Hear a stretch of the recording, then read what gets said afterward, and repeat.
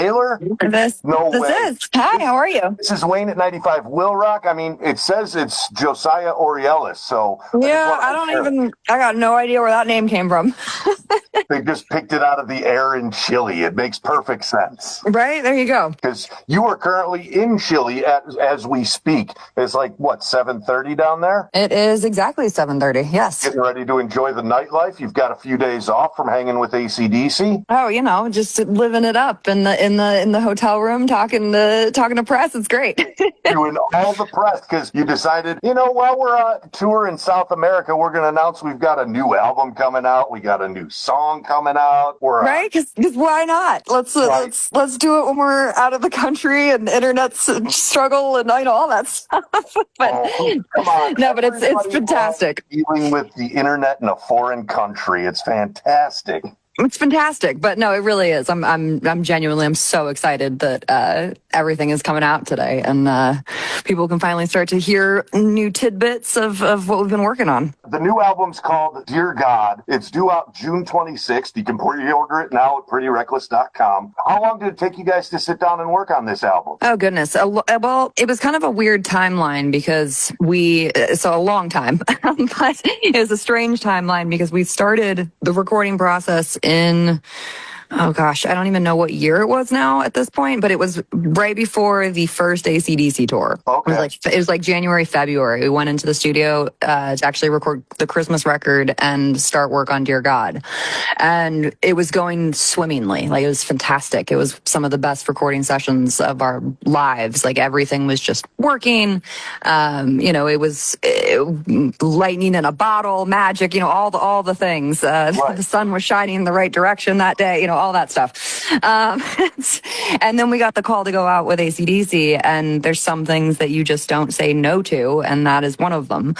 So we had to put pause on the album, which at the time, as exciting as it was to go out with AC/DC, making that decision was quite terrifying because you never know if you're going to get that kind of flow back, to make that decision to pause the creative process when everything is working so well. But needless to say, we did, and we ended up recording the album in between AC/DC tours. So we've been working on it, I guess, for the past 2 years in between touring, which was a new kind of experience for us, but it all worked out in the end, and I'm just incredibly proud of what we have accomplished. That's fantastic. And then you just released When I Wake Up as the newest song from the album that'll come out in June. For When I Wake Up, I've been listening to it because, they snuck it to me, and obviously it dropped at midnight because even though we're talking on a Thursday, we're pretending that it's a Friday because obviously there's information that will be aired that shouldn't be aired because, there's rules and embargoes. So of course. And when we got this, we're professionals. Right. We'll just fast forward in time. It's great. We'll pretend we're in like Australia or something. Right. Exactly. It's a day later. So When I Wake Up dropped last night or early this morning, depending on how you actually look at time, but midnight at the end of the day. And time is just a concept anyway. Right. It's just a concept. We don't know. It's dark out. It's nighttime. It's light out. It's daytime. Sure. I sat here listening to it, and it's one of those songs that I feel like you drop the windows, you're listening to it full blast in the car. When you go to write a song, do you think about these things when you're recording them? Or is it just like you're just putting it down on paper and laying it down? Well, there's phases of songs. I mean, to me, I write everything. I don't write in the studio, so I write everything before we book a studio. Okay. So I have a very clear direction as to what we're doing because without a song, you have nothing. And songs to me are precious and, should be treated with the highest regard and care and everything. So nothing is flippant about them to me. So there's phases of it. So, when we go into the studio, when I've finished the song and it's completed and I can play it from front to back and I've sat with it and I've decided that is something that, of all the songs, that song has merit to it. We then go in the studio and it's simply about trying to accomplish getting what I hear in my head to somehow come out the other end of the speakers so everyone else can hear it too. So that's like the next phase of it. And so I don't really think about how it's going to be received or what people are necessarily going to take away from it or how they're going to feel when listening to it until about right now. until it's out in the world. Because I'm not making music for that purpose or that reason. Like I really make it for myself because I have something that I need to say and express, and it eats at me until I get it out. And that's why I do this. And so the thought process of the outside world or of other people hearing it kind of doesn't enter my brain until it's suddenly on the internet and people can. And then you kind of go, oh, interesting. I wonder what people are going to think of this one. Right. And I mean, with When I Wake Up, you know, the obvious is everybody has had, I'm pretty sure most people, or at least the fun people, have had a morning where they're like, where am I? Oh, yeah. You know. It's one of those songs that, you know, if you've lived it, you know what I'm talking about. And if you haven't lived it, then you probably don't know what I'm talking about. But I hope you can still enjoy the song. But everybody's, even if they haven't lived it, they've still seen a movie or, you know, some sort of media that has expressed that. What happens? It's like, you know, you got the walk of shame and all that stuff. And it's like, you know, everybody's been there when I wake up. Mm-hmm. I don't know I don't know where I was last night. It's yeah, you know, it's a song that we all know the story. It's a song about a life that I may or may not have lived. Let's go with that. Sure. And for plausible deniability's sake, may or may not have lived yes, exactly, plausible deniability. But you know, it's a lifestyle that I think a lot of the times gets glamorized, but you know, it can also be quite dark. And you know, it's a good. Let's put it this way: it's a good time until it's not a good time. That's how it goes. You know, when you're waking up the next day trying to piece together, okay, where was I? And then you're talking with the people that you were with. I don't remember that. Oh yeah, now I remember that part, or I don't remember any of that. Yep, and that can be you know, a scary place to live sometimes. Yeah. For sure. I saw, so you're in Chile right now. Your next show with AC/DC is just a couple of days away. And then you've got a bunch of sold out shows in Argentina and then Mexico, and then it's festival time. And you've added to, because you weren't busy enough hanging with AC/DC this summer in the States and doing the festivals, you decided you needed to add to that. Of course.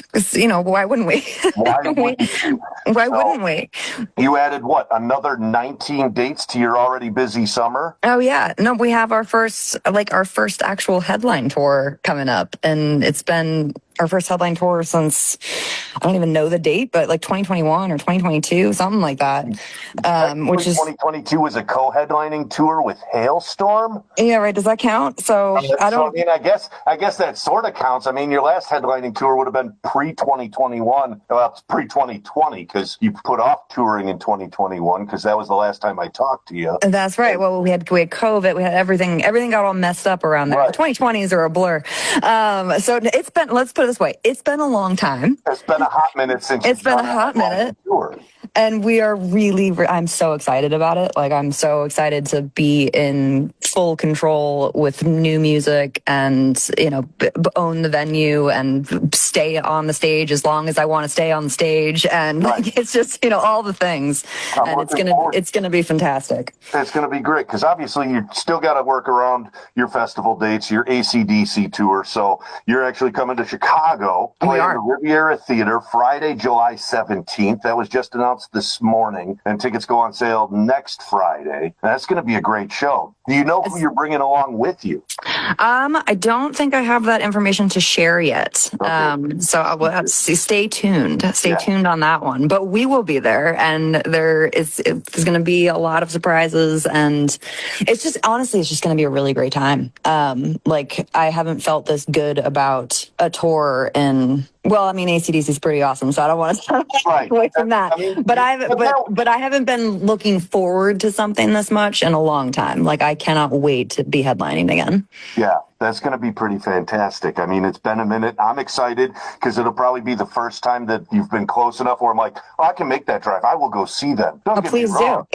You were in Green Bay last year, sort of tagging on some dates around Soldier Field with AC/DC. Those tickets sold out too fast. I wasn't going to make it. So, but you're going to be at the Riviera, which is perfect. I can't wait. We are. And there's going to be a flow to this one. Like last year, you know, we did a couple one-off shows in between stuff, but this is different. This is, the start of a new cycle and a new era, and as the kids like to say, and all that stuff. So it's like this is just the beginning of something that we're building and had been building, and so it's a very exciting time for us. Okay. I'm interested because, so you're doing festivals, you're playing with AC/DC, and then you've got the headlining shows. How do you go about writing a set list to keep it fresh for all three? Good question. I think we'll figure it out as we go. I think, to me, headlining is, opening is fantastic and totally fun, but it's its own world. Whereas headlining is the ultimate freedom as a musician, because a set list doesn't matter as much in one way. Like, when it's your own stage and it's your show, we'll call out songs. I don't feel like playing that tonight. Let's switch it to this one. Like, there's no time dictation of like, you have to be off at this exact time, or it's a festival and an opening slot. Like, there's a lot of rules put upon you, and so it's going to be a lot of fun for us to live in a space where we make the rules. So, which kind of means no rules, which is what rock and roll should be. So it's going to be good. That's fantastic. Yeah, because obviously the headlining set, they say you're supposed to play this long or give you a particular range, but you're like, it's my show. If I want to play a little later, I'll play a little later, and you can play with the set list, which is nice. Yeah, we can totally play with the set list, and it's going to be a lot of fun to be able to add new material, which I've just been craving and dying to do. It's been it's kind of a strange place to live as an artist and we've been making this record, and so I have all this new music running through my head, but we can't play it yet. And so that's always a weird place to be, because you kind of feel like you're not going backwards, but you're almost in this like holding pattern or something. Sure. And because I've progressed forward, but I'm stuck in one spot. And so I'm very excited to be able to add the new material and show everyone what we've been working on. It's so funny because the last time I talked to you was 2021, and it was just after Death of Rock and Roll came out, and obviously nobody's touring, and you were saying the same thing about Death of Rock and Roll, because the album's out, but it's like you can't tour on it. Oh, that was so weird. That was such a weird time obviously for the world and everyone, but like for music, to put out an album and not be able to have the cathartic, especially a record like Death of Rock and Roll was a very heavy subject matter record, and all of our albums are, but that was, that dealt with a lot of loss and grief and things. And so to not have the catharsis of playing those live, because songs, they take on a new meaning when you play them live. Like they transform into something else, and you're not just living in the place that you were when you wrote it. And I think that's so necessary. And so to not have that, and during COVID with Death by Rock and Roll was hard for me. And so this feels like everything's back on track again, and I'm so excited for it. And then do you feel like you've played the Death of Rock and Roll songs enough to where that catharsis is out and moving on to Dear God? Because by the time definitely. you come to town in July, the new album will be out, so everybody will be able to, get behind all the new songs. So do you feel like you've played Death of Rock and Roll enough where moving on to Dear God is the perfect progression? Definitely. I mean, Death by Rock and Roll is not going anywhere. Like that's a mainstay in the set. But I think that, in order we've played that record enough live now. I've lived with that album enough. I've, progressed as a human being enough to be able to write Dear God. And that's all music is you're waiting for enough time to have passed in between albums that as a writer, you have something new to say and you've transformed as a person again. Because, you have to live life in order to be able to reflect on it and have something valuable to share. So I think that that's part of why we take so long in between albums is I have to live in between them in order to, And so I think that that's just time, and time alone has done that. And so I've written Dear God, we've recorded Dear God. It's now coming out into the world, and that is a place that I would like to live for the next foreseeable future. Okay, for at least a little while there. At least a little while. Yeah, and you've got so with the new album coming out June 26th, pre-order now at thePrettyReckless.com. Dear God, the name of the album. Are you working with Danny Hastings again on the cover art and all the inside art for the vinyl and the CD? And what can we expect with the visual aspect of Dear God? The visual aspect. Well, the visual aspect, I mean, the album cover is out now, so you can feel free to go check that out. Which all of the art will be revealed in due time, but it all, I don't want to say too much about it yet because it will all make sense when you hear the record. It's very cohesive. And it's hard to speak about the art without having the music to back it up, or not even back it up. Like the music is first and the art backs up the music. So to talk about it reverse is a little tricky. But I will say that it was not shot by Danny Hastings. It was shot by my very dear friend, Steph Gomez, who did a phenomenal job. And we spent a lot of time. It was done in the same vein of how we do every record cover of pure and utter realness. Like there's no digital manipulation. There's no anything. Like it's fully just a photograph in the timeless sense of great record covers that I love. Because that's always something that I'm trying to accomplish is I never want it to be dated. I never want it to have a time capsule kind of put onto it with technology. So it is purely what you see is what was shot, and that is that. That's awesome. I can't wait for the rest. I wasn't sure if the picture that you had put out was the album cover. It looks fantastic. I can't wait for the rest of the art. The new album, Dear God, due out June 26th. You can pre-order now. You're going to be on tour, coming to the Riviera Theater on Friday, July 17th. Tickets go on sale next week. Taylor, I look forward to seeing you soon. Well, in July. Have a great rest of your tour with AC/DC in South America, and we'll talk to you soon. Fabulous. Thank you so much, man. I can't, we have an actual date. I can see you soon. And soon isn't even it's not a hypothetical. It's fantastic. We're soon. Mere months away. I'm excited. Mere months away. Thank you so much, man. Thank you, Taylor. We'll talk to you later.